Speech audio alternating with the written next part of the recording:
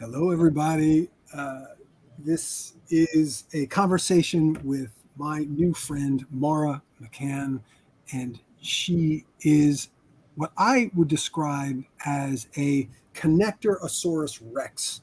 She is a wonderful person, loves to introduce people, loves to help creatives thrive in their career. But Mara, in your own words, how would you describe yourself? Thank you so much, Brooks. I think that that's a new description for myself, but I kind of like it and I'm going to take it as a compliment. So, hi, everybody. I'm so happy to be here with you today, wherever you are. My name is Mara McCann.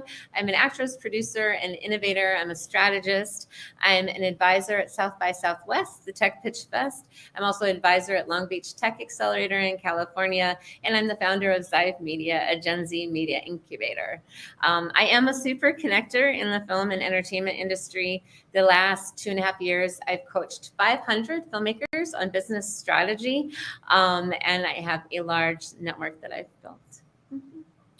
Nice. And so the meta example here is look how effortlessly and how good the energy was and how succinct and how impressive her presentation was in terms of talking about herself. So really great. And that's no surprise because she's amazing at teaching creatives how to just position themselves in a way that's succinct and natural and awesome. So well done. Right. Thank you, Brooks. Thank you. So we're here to have a chat, give you guys some insights into the game of building relationships. And Mara also has a really cool program that's going to take it to a whole different level for anybody that feels like it's a match for them. So you ready for question number one, Mara? I am ready. I'm primed. Because I get questions all the time from writers about, really it's about sort of networking stuff. And I have all sorts of thoughts on it myself, but I'm curious about your thoughts. What do you see as the number one problem that creators of all kinds have between where they are now and where they want to get to in regard to having a sort of a contact list filled with their dream colleagues? What's that gap? Sure. So I would say the biggest gap that I see in the film industry and with creatives that I've worked with and colleagues is that we don't actually understand the business that we're in. And so it's important to understand that the secret, if there is a secret to the business that we're in, don't tell anybody, is that we're actually in the business of relationships. And I think most filmmakers think, well, I'm in the business of selling my film. Well, you are, but you have to understand how is that done and that we live in a business of relationships. But the beauty of that is that once you understand that, even if you are somebody that hasn't ever built a relationship or you feel like you're an introvert, I'm actually more of an introvert than people realize, you start understanding that that's the business and you can start learning the skills to build better relationships. So one quick thought of that, and then we'll come up with like the specific summary, because there's a lot of really good stuff in there. I love this focus on relationships because I've written 40 screenplays. I've been in the business for a long time. And as I get older and still develop my own craft, my own ways of thinking about it, I love thinking about the relationship I have as a creator to my audience, the relationship I have with any of my colleagues. So it's that, where am I showing up? Where are they showing up? And how are we dancing together in a way that really feels great for both of us? Starting with, art and audience. And so I love applying that because all creatives can relate to that because that's what they're doing all day long and that's their comfort zone. And sometimes they have to go into the unfamiliar zone to be able to realize, oh, that sort of writing voice and my audience that I really love and trust, that can also be created with me and these other relationships with people in the business that seem big and scary, but they're really just people. That's right? It. Because really, at the end of the day, we are all just people. We are just people. Yeah. But it's, it's an interesting thing with putting people on pedestals, whether they're famous or just established in the business or whatever, because we'll go through that either fanboy or just, oh, they're beneath me thing. But like, realize that's just a construct. It's a perception that we have of these people. And the more we can kind of get through that and know that it's totally normal to feel those things and normal to be able to set it aside and go, okay, person to person, can we even help each other here? And at what point? And so I love that. Okay, so let's summarize for them in one word, like the one main thing you would say that blocks people from where they are now to having like plenty of relationships in the business. if you had to put it in one word, what would it be? What is it? It's having a system. I think it's really important to understand in any business, there's always systems. And if you don't have a system of how you go about building relationships, then you will feel lost at sea. So it's really understanding like what is a system, finding a person with a system, and then starting to understand that.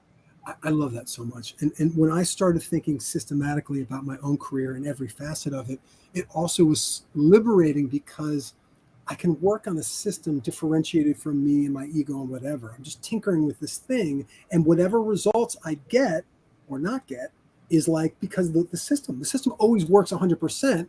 And it gets the actual results. And if I don't like those results, I tinker with the system and I get better results. Right? That's it. That's so good. It's really good. That's it. So let's talk about the three main things your program does to help them build their own unique system. Sure. So with that of understanding, right, it's easy to say, oh, you just need a system to build relationships. So what does that mean? Originally, I am from Iowa, so I always try to decode business things for everybody. I live now between New York and Los Angeles. So there's basically three parts of my program. One is about getting clarity. It's very hard as creatives to really get clear about the relationships you need, get clear about your own message, your own personal story. So really the first part is understanding that level of clarity of communications, of what you're communicating and why and how you do that. The second biggest thing that, I talk a lot about is that people are very avid to pitch. And a lot of times that's a separator and a differentiator when it comes to a relationship. So there's an appropriate time to do that. And you can create relationships before you pitch. And that usually makes it so it's even better and more successful. And then the third part is really the program. What I'm doing now is I'm bringing decision makers from my community, relationships that I have, into the course. So it's 10 weeks. People get to meet with one of my decision makers every week to just build relationships to make everything easier. Mm-hmm. Wow, I love that so much. Okay, let's break them down really quickly. Sure. A couple thoughts about each of them because they're all really super exciting to me, and I know at least my community are going to be excited about it. So starting with the first thing you said was being clear about your messaging. Really speaks to authenticity too, right? Like I like to think about it, like I said before, there's a lot of comfort in our writing voice for somebody that's been at it, but there's very few people that really feel comfortable with their like sales voice or marketing voice, right? Mm-hmm. So how do you sort of think about them getting better at their messaging and sort of their sort of brand? Sure. So I think the first thing is to understand the purpose that you're going in to build a relationship. Most people get very confused because they think their purpose is to pitch and get a yes or no. And that's not the purpose of building a relationship. The purpose of building a relationship is really to see if there's synergy with the person across from you about the story that you have. And so I think the first thing in that getting clear is understanding that you're not going in to have to perform for somebody. You're going in with this clear intention. And so what is that? So it's very important to understand, like, who are you? What do you do? Why do you do it? When are you doing it? How are you doing it? How much money do you need to get it done? So there are real questions to have answered in advance that allows you the freedom to start building relationships that you want. So a lot of times we feel trapped because we haven't spent the time to get really clear about who we are, what we do, why we're doing it, what is that purpose. And when you start finding that, you start finding a voice that feels authentic. Yeah, I love that. And it made me think of this wonderful insight from a very good writer friend of mine. And he wrote this beautiful novel that I adapted into a screenplay. And he was talking about this main character who was really struggling with his life. And he was spending all this time in his bar and the bartender. And he said they had this really beautiful relationship. And he said they were like two puzzle pieces. Like they each needed one. And it was so beautiful in the way he kind of had the model of that. And I really think that's kind of that's what we're looking for when we find our dream colleagues in business is that, and it's hard to find that if we're not really clear about what my side of the puzzle piece is and the type of puzzle pieces that we might fit. Like we don't know exactly what the other piece is, but if we know what our piece is, it makes it easier to attract the right people and for them to find us and then think hand in glove. That's totally, and then it's also, it helps really understand who you don't want to spend time with too, because I think a lot of times the more success that we get, the more it's about learning what not to do and who not to be with. And so much of my days are like what not to focus on, to get to the good stuff. So it's definitely about that clarity. Yeah, I love that. So the second piece we talked about was, when to pitch, because I see this is, sort of a like very high percentage of people really aren't even thinking. Like if they thought about what they were doing, they would never do it, but they don't, whatever reason, hadn't thought to ask themselves. So the classic example is, if you see, Steven Spielberg in the elevator, like that's your one shot chance. You got to like try to sell your script, and like, why is that kind of a terrible idea? Sure. Or So maybe not thinking this. I don't know. sure. First thing is that you don't really want, I think the problem with pitching straight off is that it's going in with the idea that you want a yes or no. You don't want a yes or no. You want to build a relationship, because if they don't like this project today, if they become your friend, the thing you think about 2 years from now, or the thing that you brainstorm overnight, late one night, over a grilled cheese and tomato, whatever, you want that sentiment. And so the problem with going into just like, I got a pitch, it means like yes or no. And that also comes from a sense of needing people to validate your idea, which isn't the point of building relationships. It's like, if you're seeking that validation about your idea or your project, that also leads people into a lot of train wrecks that I have discovered. So when I go in for meetings, I'm very clear about my intention. I'm very clear about the stories that I have, the projects I have, and I'm very clear that I'm there to learn about that person. And I am there to learn more about that person, so I know if any of my projects fit what they're interested in, what they're looking for. So I a lot of times avoid a lot of heartache and train wreck and trauma that most filmmakers go through, because I'm really getting specific, and so when you know that, then of course many filmmakers have many projects, and you save yourself a lot of heartache and grief because you only talk about what's relevant. Mm-hmm. I love that. So there are two main things I heard there. One is the reason why people get into that elevator and pitch somebody right away is they're partly looking for validation, and that's not the place for it, right? There's a lot of other places to get your validation, starting with yourself first and foremost, but support from other places. It's not for big shot producer in the elevator, number one. Number two, I love what you said about timing, that the opportunity is, cool, synchronicity brought us together, not by my thing before the elevator hits the first floor. It's just slow the roll. It's like we got a whole this person may or may not be a long-term client. Like, what do you care if they buy your thing in 2 years or 3 years or 5? Long, slow. So the best thing, the phrase that I use when I talk about this subject that I really like is a catnip question. If you what? A catnip question, a question very good. So juicy they can't resist answering it. So if you could off the top of your head go, hey, Steven, what movie did you direct that you had the opening scene that you loved the most? And that's kind of interesting questions. That's just off the top of my head. Who knows? And he might go, you know what? Whatever. But like, I love that. If you happen to, because a catnip question is giving value in advance. Because if it's a good one, not like, hey, will you tell me the meaning of life? It's like, yeah, F you. Or like, but if it's something that you think, that's something that, that Jimmy Kimmel or Jimmy Fallon or, any big talk host or Oprah might add, maybe not Oprah if it's too deep, but a playful question in 5 or 10 seconds they can answer, but thoughtful and interesting. You might then go, that person's interesting. And then you follow up a couple days later or a week later or whatever. Say, hey, by the way, I was that person in the interview. We talked about how you love that, then you have like a real budding, slowly organic relationship building, and you're not creepy Glengarry Glen Ross salesperson. No, I love that so much. And I think so many times too is that people don't really want to be pitched. I mean, there's a place for that, right? Sales agents have to pitch, and agents and managers. I'm not saying that doesn't happen, but as filmmakers, really, you're building stories that are about people. What is the industry about? It's about people and relationships. And so there's, knowing the place of where is the place for that and how to build. Mm-hmm. Yeah. I love that. The other thing with relationships is, our relationship with the audience, our relationships in the movies that we're writing, you know, our relationships with colleagues. It's such a really beautiful lens to apply in really every facet. And when relationships are good, they're win-win.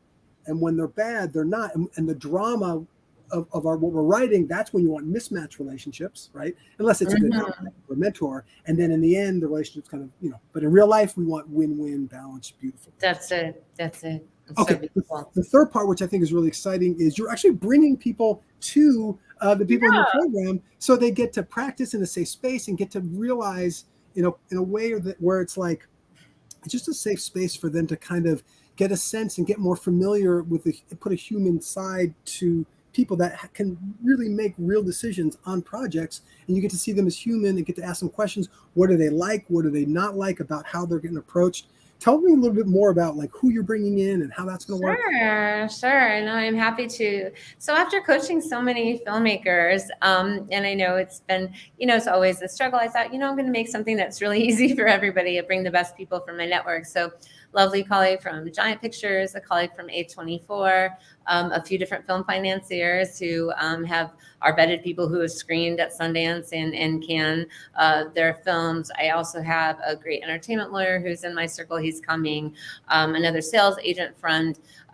These are all people that are actively working professionals today, not dudes from 20 years ago. That people that are selling films, making films, vetted people from today. So what I wanted to do was really give people an opportunity to feel like, oh, wait, that's not a gatekeeper that I can't access. This is a person that's brought to me because somebody else built a relationship, and to learn. We all just need to practice. Nobody's an expert at this game.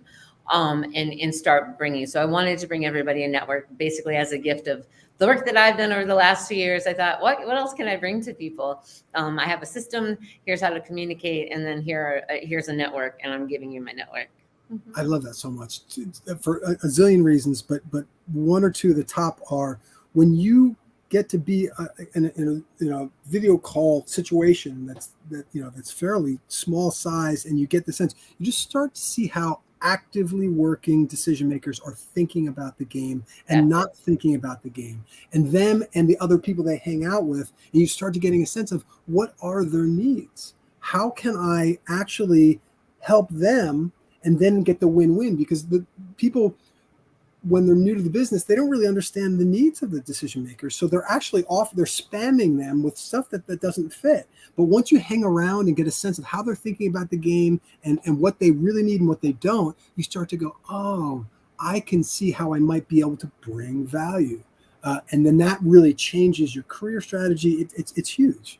No, and I think it's really important too to making a decision that, do you want to be a hobby artist, which is nothing wrong, or do you want to be in the business, making money, seeing your projects made? And that also just separates your understanding of how to approach things and how to learn, and what mentors do I need? I'm always hiring new mentors when I'm doing new things I haven't done before that are bigger than I am. So it's important to understand that, yes, I say this a lot about teaching. It's like, I trained to be excellent at the craft of acting, but nobody trained me to be excellent at the business. That came from my startup life.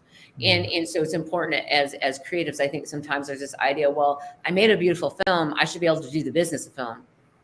No, you need somebody to teach you the business of the business, and learn with somebody that you resonate with, like Brooks or like myself, who can lead you on a path that feels like, oh, that's a path that sounds akin to me. Mm-hmm.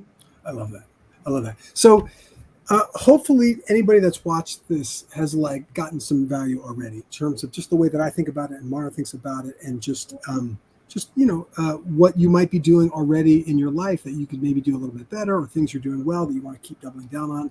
And if you also want to take this to the next level and actually meet the people and actually get the support from her amazing group, and you think Mara's energy is good here, her program is like that. It's quite expansive now. I have huge parties in Los Angeles and New York from just people in my community. So yes, it's quite a growth moment.